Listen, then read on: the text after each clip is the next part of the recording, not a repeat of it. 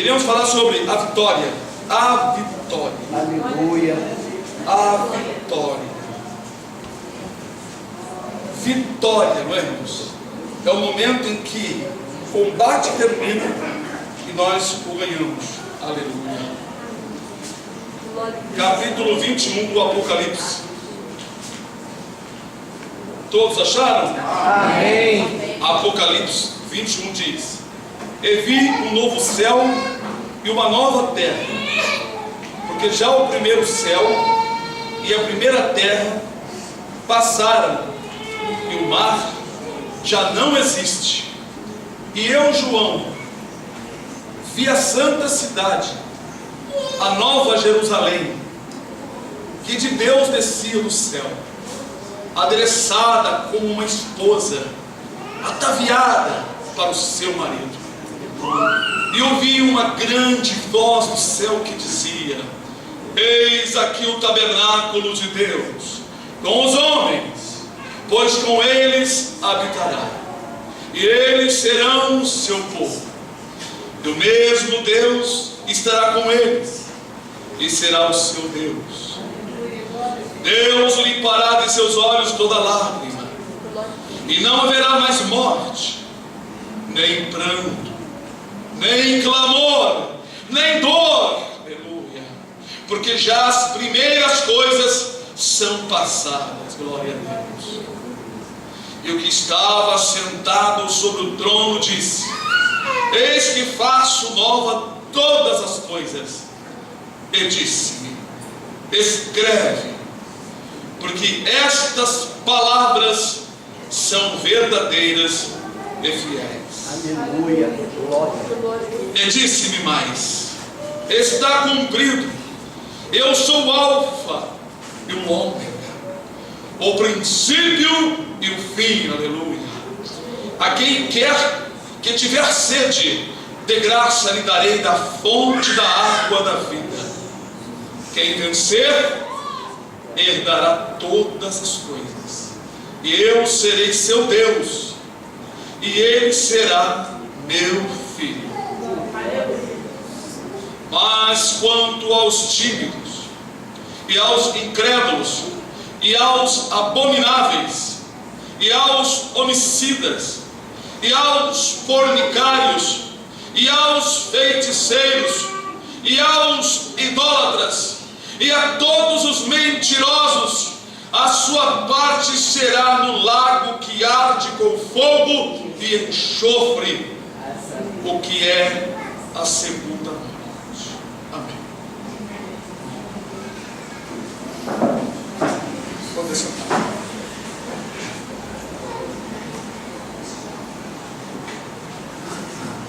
É tão maravilhoso quando ouvimos ou lemos uma palavra cheia de promessa.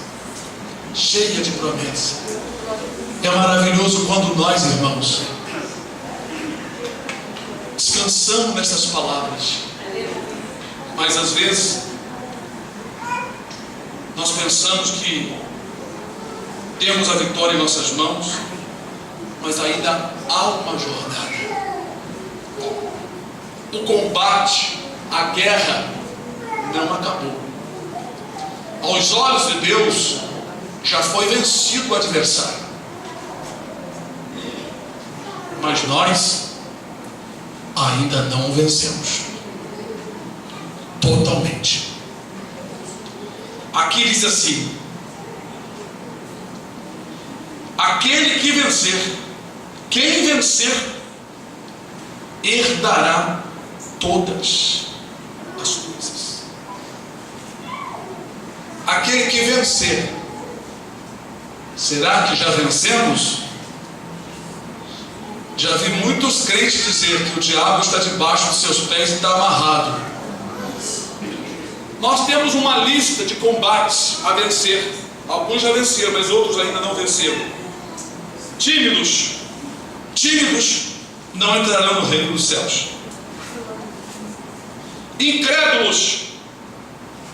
Incrédulos. Você sabe que existe crente, incrédulos secretos. crentes incrédulos secretos, porque não creem em muitas coisas da Escritura, mas só aquilo que lhe convém.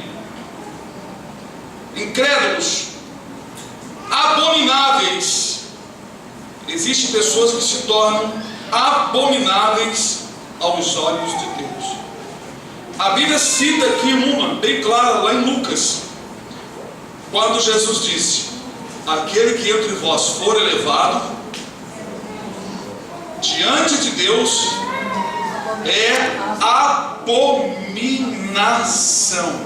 Vamos ler essa passagem em Lucas, marquem aí, porque eu acho que os irmãos devem guardar esta palavra. Quando Jesus estava sendo interrogado,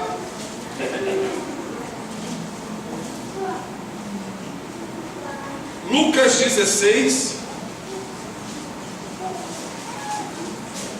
versículo 14, 15,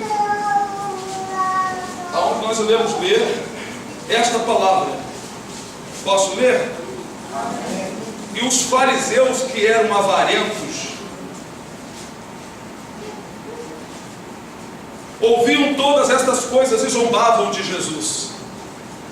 Hoje ainda continuam zombando de Jesus. Quando alguém prega a verdade, a pessoa fica rindo e desdenhando, pois Jesus disse que naquele dia muitas pessoas vão dizer para ele: Senhor, quando te vimos nu e não te cobrimos, ou te vimos com fome e não te demos de comer? E Jesus vai responder para as pessoas: a qualquer um desses pequeninos que vocês fizeram para mim. Então, quando alguém se levanta contra o ungido do Senhor, contra quem está manuseando a palavra, está se levantando contra o Senhor. E aqueles zombavam dele, e ainda hoje muitas pessoas zombam de Jesus. E disse-lhes: vós sois os que vos justificais a vós mesmos diante dos homens. Isso é um pecado em que a humanidade tem que banir de suas vidas para entrar no reino do céu. Se ficar se justificando, quem justifica o homem é Jesus. Mas Deus conhece os vossos corações, porque o que entre os homens é elevado, perante Deus é abominação. Presta bem atenção nesse versículo, gravem ele, decorem esse versículo. Por quê? Há muitas coisas que elevam o homem aqui na terra que o torna abominável. O diabo sabe disso, para impedir a pessoa de entrar no reino do céu. Por isso que o Senhor não queria que eu ficasse cantando e gravando CD por aí, porque eu iria me tornar uma pessoa que é engrandecida. Quantos cantores se tornam elevados perante a multidão, são chamados de ídolo? Estou falando dos cantores evangélicos. Uma vez na rádio disseram que é bom quando as pessoas nos têm como ídolo. O diabo está no meio aí do povo, enganando e cegando o povo com a Bíblia na mão, e eles não vão ter a vitória, não vão vencer, porque a maior vitória é esta: vencer o mundo e seus pecados sem você cometer pecado. Você vencer o mal que vem contra você, você vencer a calúnia que fazem contra você, você vencer aqueles que te roubam sem você pecar. Então, a Escritura diz: quanto essas pessoas vão ficar de fora, tímidos, incrédulos, abomináveis. Então nós vemos nas Escrituras aqui uma palavra em que Jesus afirma que todo aquele que foi levado aqui na terra perante o Senhor é abominável. E toda pessoa elevada é uma pessoa soberba, altiva de coração. O homem, irmãos, é enganado pelo diabo. Qualquer coisinha que o homem tem, ele se sente superior. Qualquer dinheiro a mais, qualquer posição que ele domina, ele se sente superior aos outros. Já começa a falar com o nariz inclinado, com arrogância, e olhar com desprezo das outras pessoas. O diabo, irmãos, é um ganhador nesse jogo aí. Ele é o número 1 aí para ganhar. Ele ganha de muita gente. Ele eleva os homens para os afastá-los de Deus. Por que a vaidade é pecado na Bíblia? Porque a vaidade leva a mulher a se sentir altiva. Quando eu brinco com vocês que as mulheres passam nos vidros das lojas, se olhando como é que está o visual, é o espírito da altivez. A pessoa se coloca altiva, a pessoa fica preocupada com o seu manequim, com a sua beleza, com a sua postura, o seu porte. E E isso leva o coração a se engrandecer. Sem a pessoa perceber, ele se sente superior. Eu já vi várias vezes mulheres olhando para outras pessoas de baixo para cima assim, menosprezando no olhar porque ela está bem produzida e a outra não. Cansei de ver isso, né? Mas eu estou sempre atento às coisas. Uma vez eu estava dentro da Kombi, veio um garoto do tamanho do Yuri assim com uma bicicleta, né? Aí ele fazendo brincadeira, se mostrando, igual os jovens gostam de fazer, fazendo rabiada, levantando para cima, empinando. Eu estou sentado na Kombi olhando, e vi ele no asfalto. Daqui a pouco ele fez sozinho. Aí caiu no chão, ele olhando, não via ninguém. Aí ele mesmo foi falando, veio falando, passou perto de mim, não me viu. Eu estava dentro da Kombi sentado, mas eu ouvi ele falando. Ai, tá vendo? Foi querer se mostrar, se deu mal, viu? Deu mal. Ele mesmo falando com ele. Eu falei assim, olha só como é que o homem sabe do seu pecado. Sabe? Garoto do tamanho dele aí, quando faz as coisas para aparecer, ele sabe o que está fazendo para aparecer. Sabe? Eu sabia quando eu ficava mergulhando lá de cima da pedra, uma altura enorme, para as pessoas ficarem olhando, principalmente quando tinha muita gente. Então Jesus disse isso: o que entre vós for elevado diante de Deus é abominação, porque foi um dos pecados que Satanás cometeu no céu e o fez cair no inferno. E ele sabe que isso é fatal para a vida do ser humano. Para entrar no reino do céu é exigência de Deus, a porta apertada. Você tem que ser humilde. Se você se sente soberbo, está dominando, tem 4 carros na garagem, tem não sei quantas casas, eu tenho empregados, eu sou chefe disso, acabou, você não entra no reino do céu de jeito nenhum. Mas pode pertencer à melhor igreja mais santa da terra, ao melhor pastor, pregador deste mundo, pode ser a igreja mais famosa, não vai entrar no reino dos céus. Já perdeu, está perdendo. A vitória é esta. A vitória é esta, vencer o mundo sem pecar. E esta é a vitória que vem segundo a nossa fé, crer na palavra. Jesus disse assim, perdão, tem muita coisa na mente, termino falando rápido demais. Jesus disse assim: aquele que não for como uma criança não poderá entrar no reino dos céus. Por causa disso, o diabo quis ser igual a Deus, quis ser igual ao chefe maior, ao soberano, caiu. Nós não temos que ser igual a ninguém, imitar a ninguém. Você tem que ser o que você é, e se humilhar e ser parecido com Jesus. Ser humilde de coração, não é? Por isso que nós estamos lendo essa palavra sobre vitória, vencer. Vitorioso é aquele que consegue entender que certas coisas da vida só presta para te afastar de Deus. A soberba, muita beleza, os homens se perdem nessas coisas. Hoje nós temos nas igrejas evangélicas, que antigamente preservavam mais a doutrina santa, as mulheres mais produzidas. E elas estão ficando mais produzidas do que as de fora, usando ouro, usando cada cordões de ouro dessa largura, cada pendente e coisas que enfeitam no seu peito, tudo de ouro, mostrando o poder que tem, mostrando a capacidade que tem, se exibindo para as pessoas. Seus maridos, entre aspas, pastores, devoradores de almas. Homens que não têm coragem de falar a verdade nem para suas mulheres, quanto mais para a igreja, que não podem administrar suas casas com a palavra de Deus, quanto mais a igreja, porque as esposas dos pastores têm que ser as primeiras a dar exemplo. Estamos vendo por aí as mulheres parecendo realmente umas mulheres mundanas e ímpias, roupas apertadas. E como que elas vão entrar no reino do céu? Não poderão entrar no reino dos céus. As mulheres santas têm que colocar suas roupas santas, puras. As mulheres santas não podem copiar as modas dos demônios, porque são eles que criam. Já foi mostrado para vários irmãos foram levados no inferno, os demônios mostrando todo tipo de bijuteria, de pinturas, de batons, mal, tudo é coisa de demônio, eles que fazem isso.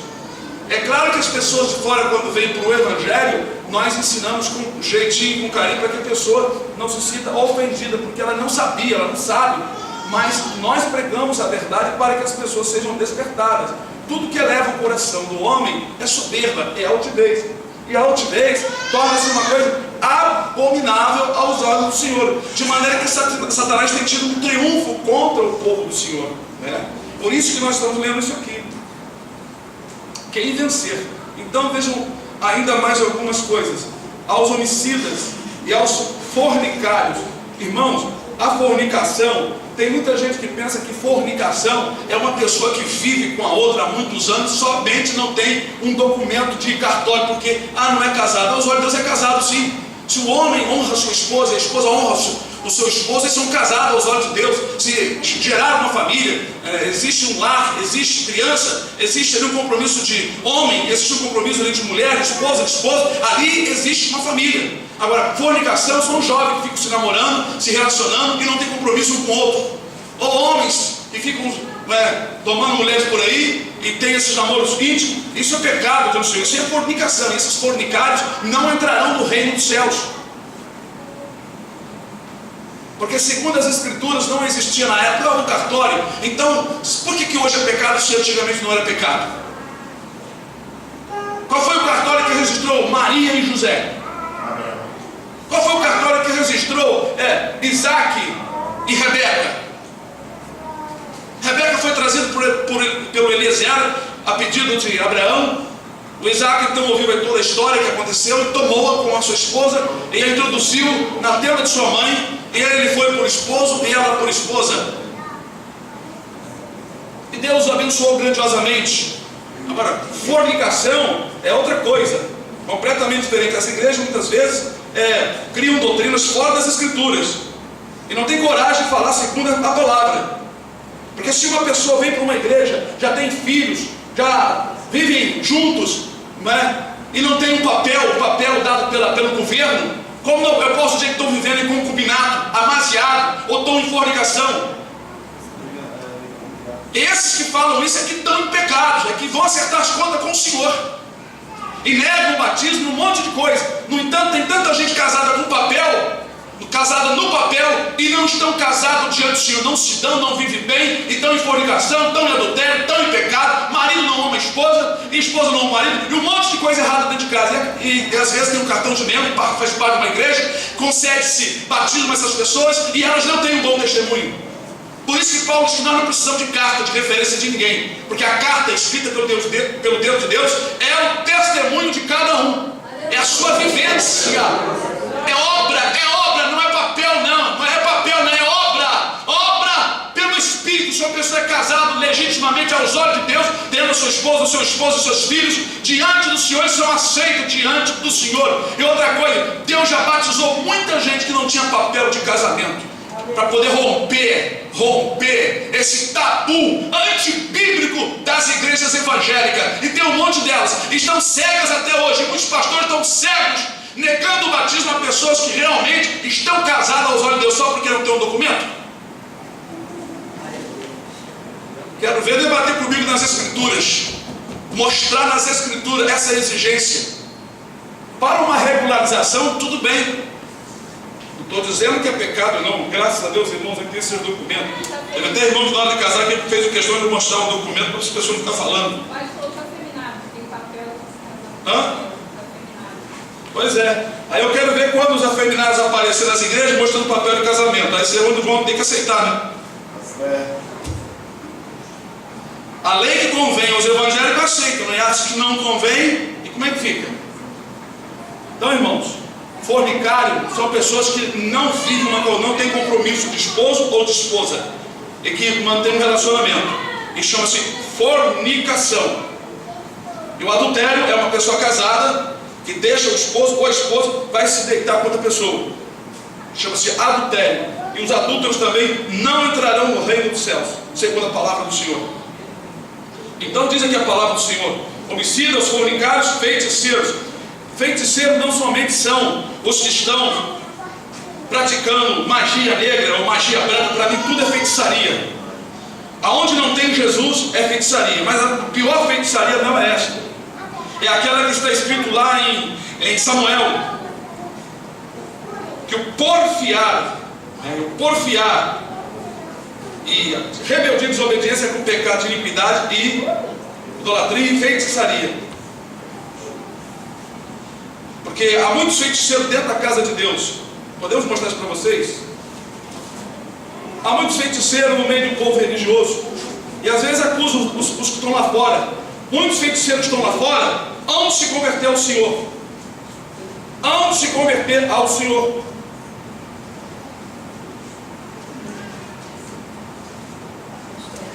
está em 1 Samuel, capítulo 15,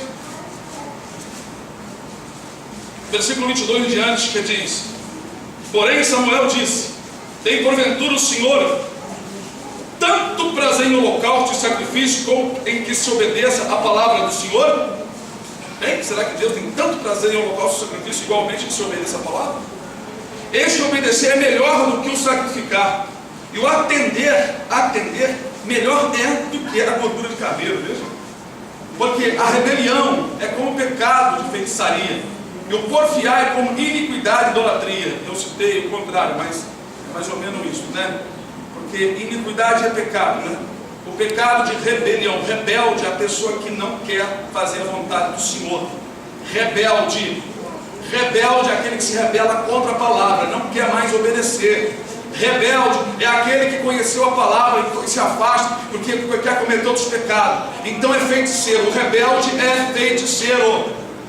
Entenda, a casa do Senhor está cheia de feiticeiro, e os feiticeiros não vão entrar no reino dos céus. Idolatria, porfiar, disputar com Deus. Deus manda fazer uma coisa, a pessoa faz outra. Deus manda fazer uma coisa, ele quer fazer outra. Isso é idolatria, porque a pessoa está idolatrando a si própria, se colocando antes de Deus. Por isso que o Senhor disse no Salmo: eu disse, falando para os juízes da terra, que eles eram considerados como bases e colunas da terra, eu disse: vós sois deuses, mas vós outros filhos do Altíssimo. Porque eles não executavam o juízo do Senhor, antes faziam aquilo que lhe agradava, aquilo que lhe convinha, porque recebiam propina e peita do povo atrás de dinheiro e de suborno. Então Deus chamou eles de deuses, e eles são idólatras. Assim também tem muitos pastores e líderes idólatras, e são idólatras mesmo, e são deuses mesmo, como já alguns pregadores estão ensinando o povo que nós somos deuses menores. Eu não sou Deus nenhum, eu sou filho de Deus. Eu sou carne. Eu tenho aqui uma coisa preciosa dentro de um vaso de barro, que é Jesus. O resto, se não fosse o Senhor Jesus, nada ia prestar. O que faz nós termos valor é Cristo dentro de você. Já no Salmo diz que o homem de ordem elevada e de classe baixa, os dois, são vaidade e coisa vã, são mentira. Pesados na balança os dois, tanto o rico como o pobre que não tem Jesus, não tem valor algum aos olhos do Senhor. Não tem valor. Não é pela pessoa ser pobre que Deus está olhando para o pobre. O pobre que Deus olha é aquele que teme ao Senhor. Simplesmente o fato de ser pobre, isso não comove o coração do Senhor. Porque tem muitos pobres arrogantes, tão ricos de soberbas. É verdade. Então está aqui. O pecado de rebelião e porfiado, eles são considerados como feitiçaria e idolatria. Então quando você lê, os feiticeiros vão ficar por lado de fora. Cuidado, de repente você é um feiticeiro escondido, não sabe. De repente você é um idólatra e não sabe. E os feiticeiros e os idólatras, e a todos os mentirosos, olha, a sua parte será no lago que arde com fogo e enxofre, o que é a segunda morte. Segundo que eu contei que ontem aquele irmão falou sobre a televisão que explodiu na sua sala e o demônio apareceu. O demônio disse assim: você é adúltero. Lembra que eu falei aqui ontem? Ele disse: você é adúltero. Eu sou adúltero nada, eu honro minha esposa, sou um servo de Deus. Ele mesmo falou: irmão, logo eu adúltero, sou pregador da palavra. Você é adúltero porque quando você está vendo a novela ou está vendo um filme de casais se beijando, que não são casais, você gosta. Então você está no mesmo adultério, porque aqueles casais ali se beijando não são marido e mulher, são atores. Então eu vou dizer para vocês uma coisa que Deus declarou: esses atores, ou qualquer crente que faz papel beijando outra varoa que não é a sua esposa, está no adultério. Adultério não é somente, segundo o que o livro de Ezequiel, até as mãos do homem no namoro, inconveniente quando ele faz, já é prostituição, já é adultério. Apertou, né? Coisa apertou, não apertou?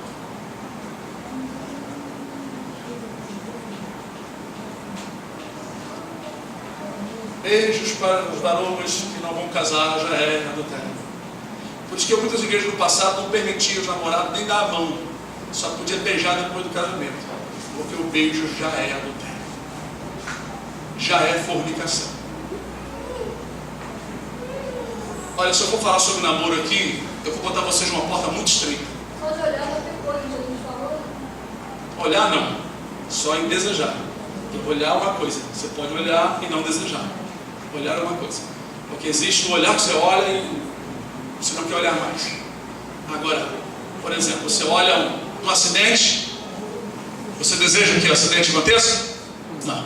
Então, nem sempre olhar, aí você olhou, mas você não entrou no coração, desejou. Atentar para uma mulher é quando o homem realmente olha e deseja aquela mulher, ou a mulher deseja aquele homem. Então aí já adulterou com ele, ou com ela. A porta é estreita por causa disso, porque você tem que combater. Para você vencer e entrar no reino do Senhor, porque eu estou falando sobre uma vitória. Vencer o mundo sem pecar. Vitória, vencer mesmo. Porque o inimigo nos tenta. Agora, é claro que eu vou explicar uma coisa para vocês. Existem os dardos inflamados do maligno. São aqueles pensamentos que você não estava pensando, né? De repente eles surgem. São as tentações. Muitos casais às vezes sofrem isso por ficarem muito tempo sem se unirem. E Paulo até aconselha para não dar lugar ao diabo, não deixar o diabo tentar ficar muito tempo. Aí o diabo tenta, né? A pessoa começa a pecar diante do Senhor. E os displicentes que não ligam para isso vão para o inferno. Por isso que a mulher não tem poder sobre o seu corpo, e nem o homem tem poder sobre o seu corpo. Mas a mulher casada tem poder sobre o corpo do varão, e o varão casado tem poder sobre o corpo da sua varoa. E nenhum pode negar o outro, para não fazer o outro pecar, ou deixar a outra à mercê de Satanás. A Bíblia é muito interessante, irmão. Se vocês não meditam nisso, eu medito muito nisso. Às vezes a varoa se priva, ou nega o varão, e não percebe que está deixando ele na reta da mira do diabo. Ou às vezes o varão priva a esposa, né? Como Paulo usa outra expressão, né? Que é um defraude. Não defraudeis. Defraudar é tirar o direito do outro. Defraudar é tirar o direito. Está certo ou não? Estou errado? Certo. Pode olhar no dicionário.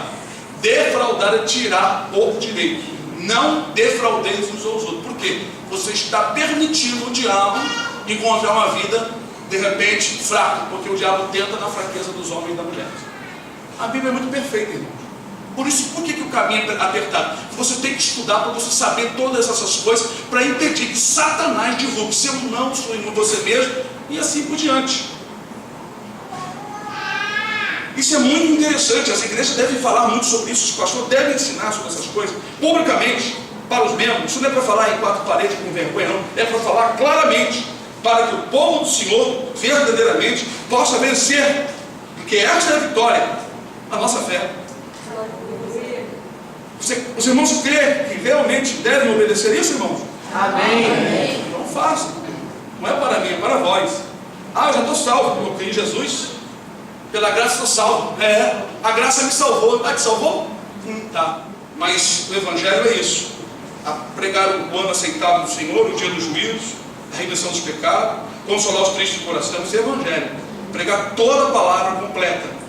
Porque Deus aqui falou sobre coisas gloriosas que nos esperam, onde não vai ter mais dor, não vai ter mais tristeza, não vai ter mais alegria, angústia, guerra, mas o contrário do céu é o inferno, aonde a dor será contínua, a tristeza contínua, o desprezo contínuo, eterno, não tem fim, só tem um começo, mas não tem fim mais. Segundo as Escrituras, eterno o sofrimento. Não brinque com o tempo. Não se abençoe, como diz lá na palavra, não te abençoe a ti mesmo, quando na verdade você precisa se concentrar com Deus. Ou seja, não diga que você já está santificado, já está purificado, você já alcançou. Abra então em Filipenses 3, versículo 13, que diz assim: irmãos, quanto a mim, não julgo que o haja alcançado, mas uma coisa faço, e é que esquecendo-me das coisas que atrás ficam, e avançando para as que estão diante de mim, prossigo para o alvo, pelo prêmio da soberana vocação de Deus em Cristo Jesus. Veja que o apóstolo Paulo tinha uma vida limpa, buscando o Senhor continuamente, mas ele não julgava que tinha alcançado, nem nós, irmãos, nem nós. Ainda estamos no corpo, ainda estamos na terra, estamos no campo da batalha, ainda não vencemos tudo, estamos lutando para chegarmos até o final são e salvos. A Escritura diz: aquele que perseverar até o fim, para herdar as coisas que Deus já preparou, a grandeza, a beleza, a riqueza. Oh meu Deus, tem misericórdia de nós. Irmão, Satanás tem investido muito para nos roubar, para nos tirar do plano da salvação. Mas alguém pode estar se cogitando assim no seu pensamento: mas e os predestinados? Mas eu pergunto: quem é predestinado?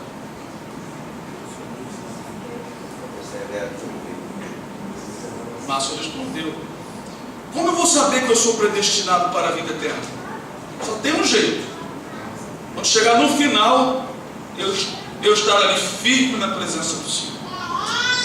Então, se houver no meu coração uma maldade de desviar e já estiver praticando coisa e não estiver ligando, é um sinal que já não sou. Porque aquele que é predestinado para a vida eterna, escolhido a dedo pelo Senhor, ele vai perseverar, ele vai lutar contra os seus erros, contra os seus pecados. Se ele andou enganado, Deus vai revelar aos seus ouvidos, à sua mente, ao seu coração. Então ele se manifestará em busca de uma vida santa aos pés do Senhor, a fim de agradar aquele que o alistou para a guerra. Esse tem a marca de que é predestinado para a vida eterna, que se coloca na vontade do Senhor, que aceita a palavra, não é incrédulo, pois a incredulidade impediu muita gente no passado de entrar na terra prometida. Incredulidade é aquele que não crê na palavra de Deus. Nós vemos a história lá, por exemplo, em Números, né? Poxa, a princípio, graças a Deus, isso é muito bom. Isso é uma confirmação de que Deus está conosco. Números capítulo 13.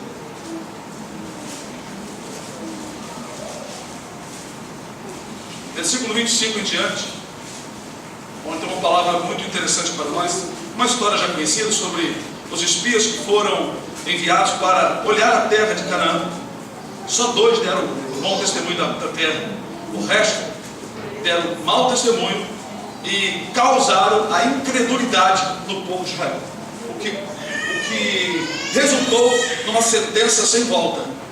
Vamos então aqui examinar o versículo 25 do capítulo 13, que diz: depois voltaram de espiar a terra ao fim de 40 dias, e caminharam e vieram a Moisés e Arão e a toda a congregação dos filhos de Israel no deserto de Parã, a Cádiz, e tornando deram-lhe conta a eles e a toda a congregação, e mostraram-lhe o fruto da terra, e contaram-lhe e disseram: fomos à terra a que nos enviaste, e verdadeiramente mana leite e mel, e este é o fruto. O povo, porém, que habita nesta terra é poderoso, e as cidades fortes e muito grandes. E também ali vimos os filhos de Anak, os amalequitas, habitam na terra do sul, e os heteus, e os jebuseus, os amorreus habitam na montanha, e os cananeus habitam ao pé do mar, e pela ribeira do Jordão. Então Caleb fez calar o povo perante Moisés e disse: subamos animosamente e possuamo-la em herança, porque certamente prevaleceremos contra ela.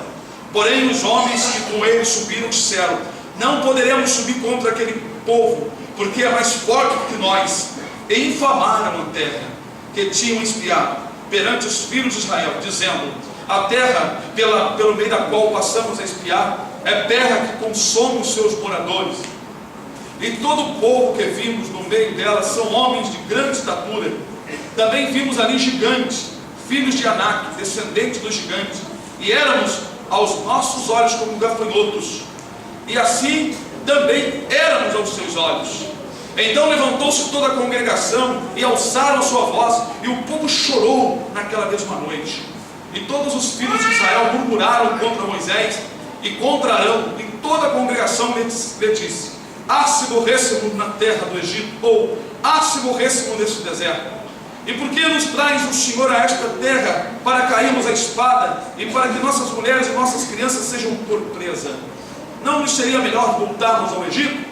E diziam uns aos outros: levantemos um capitão e voltemos ao Egito. Então Moisés e Arão caíram sobre os seus rostos perante todo o ajuntamento dos filhos de Israel. E Josué, filho de Nun, e Caleb, filho de Jefoné, dos que espiaram a terra, rasgaram os seus vestidos e falaram a toda a congregação dos filhos de Israel, dizendo: a terra pelo meio da qual passamos a espiar é terra muito boa. Se o Senhor se agradar de nós, então nos porá nesta terra e nos dará, terra que emana leite e mel. Então somente não sejais rebelde contra o Senhor, e não temais o povo desta terra, porquanto são eles o nosso pão. Retirou-se dele o seu amparo, e o Senhor é conosco, não temais. Então disse toda a congregação que os apedrejasse com pedra. Olha só. Porém, a glória do Senhor apareceu na tenda da congregação a todos os filhos de Israel. E disse o Senhor a Moisés: até quando me provocará este povo? E até quando me não crerão por todos os sinais que fiz no meio deles? Com pestilência os ferirei e o rejeitarei, e farei de ti povo maior e mais forte do que este. E disse Moisés ao Senhor: assim os egípcios o ouvirão, porquanto com a tua força fizeste subir este povo do meio deles. E o dirão aos moradores desta terra que ouviram que tu, ó Senhor, estás no meio deste povo, que de cara a cara, ó Senhor, lhes aparece, que tua nuvem está sobre eles, e que vais adiante deles numa coluna de nuvem de dia e numa coluna de fogo de noite.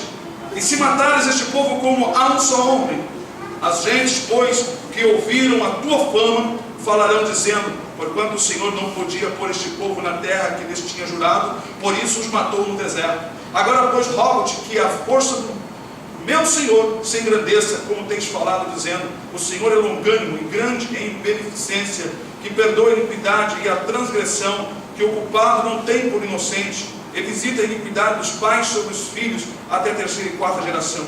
Perdoa, pois, a iniquidade deste povo, segundo a grandeza da tua benignidade, e como também perdoaste a este povo desde a terra do Egito até aqui. E disse o Senhor: conforme a tua palavra lhe perdoei. Moisés fez uma intercessão maravilhosa. Moisés lembrou o Senhor: Senhor, olha, as pessoas vão dizer: ó, esse Deus deles aí que habitou no meio deles, que fala com ele cara a cara, não conseguiu botar já na terra prometida, por isso que matou eles ali, viu?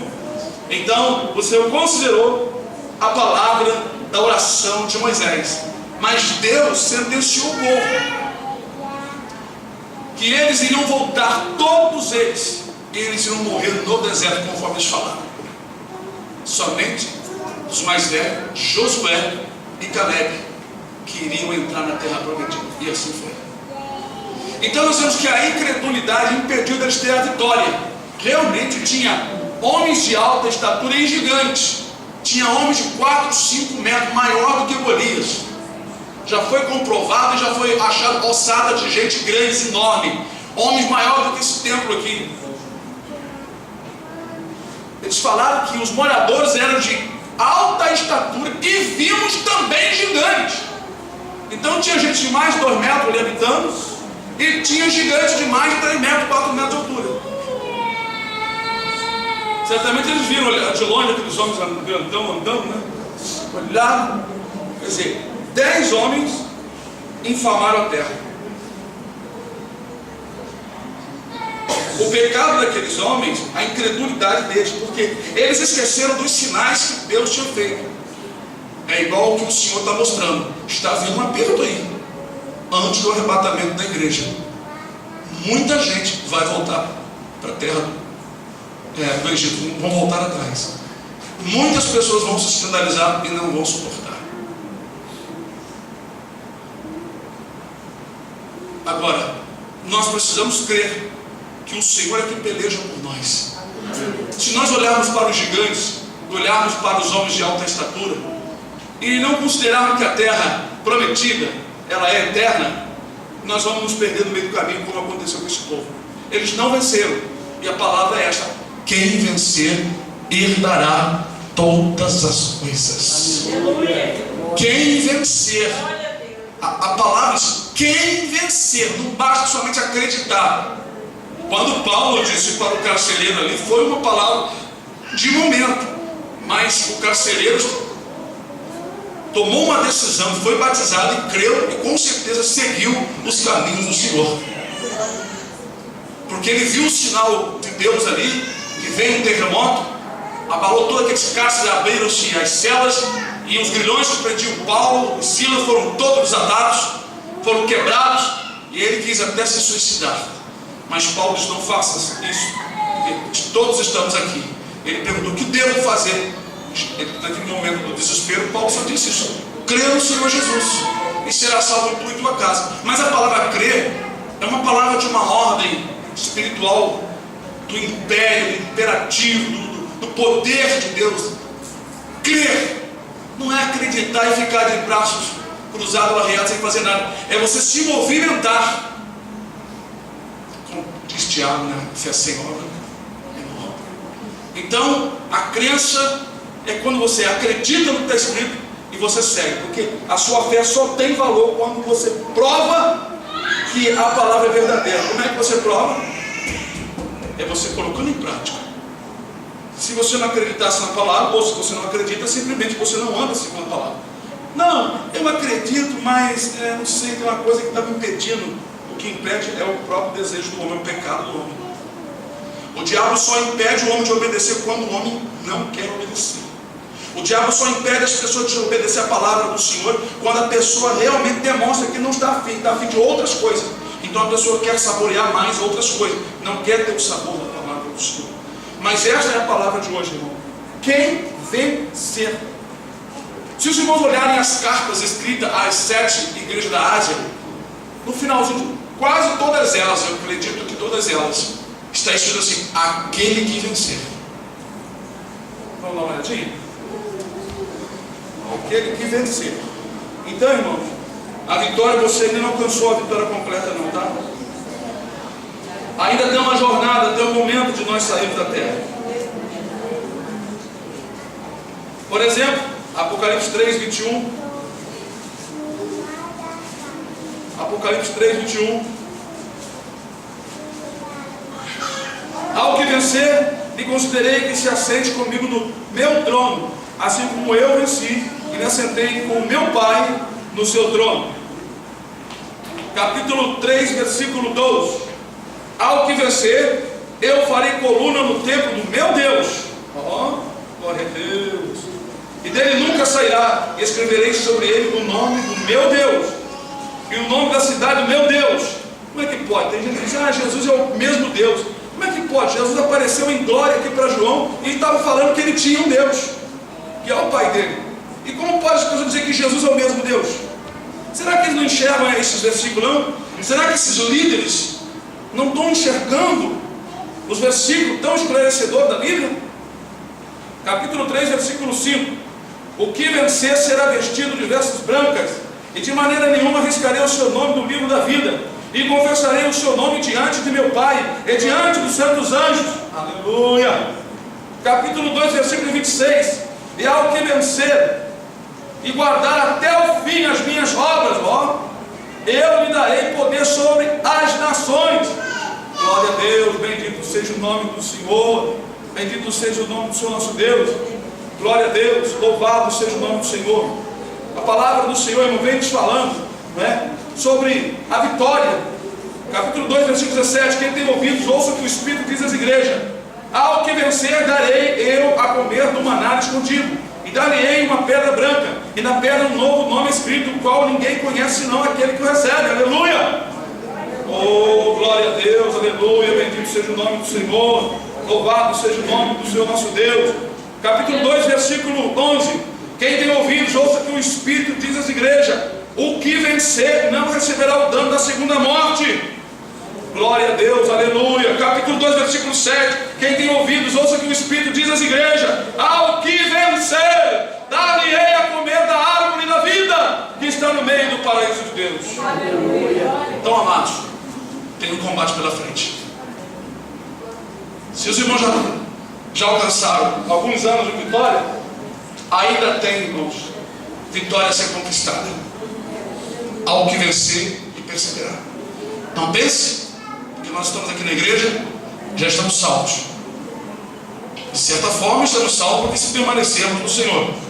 Por exemplo, eu não tenho dúvida, eu sou um filho de Deus. Nesse exato momento eu sou um filho de Deus. Mas eu não sei amanhã se eu vou continuar sendo filho de Deus, ou a semana que vem. Pode ser que eu me torne um filho do diabo, se eu voltar às obras da carne e o pecado. Porque se nós praticarmos as obras que um dia deixamos, nós nos tornamos a ser filho do inferno, filho da ira. Como, por exemplo, uma pessoa que estava fora, que agora é filho da ira, se ele se converter ao Senhor, ele se tornará um filho de Deus, lavado e remido pelo sangue do Senhor Jesus. Seus pecados perdoados e nunca mais virão em memória. Que Deus abençoe a igreja, em nome de Jesus.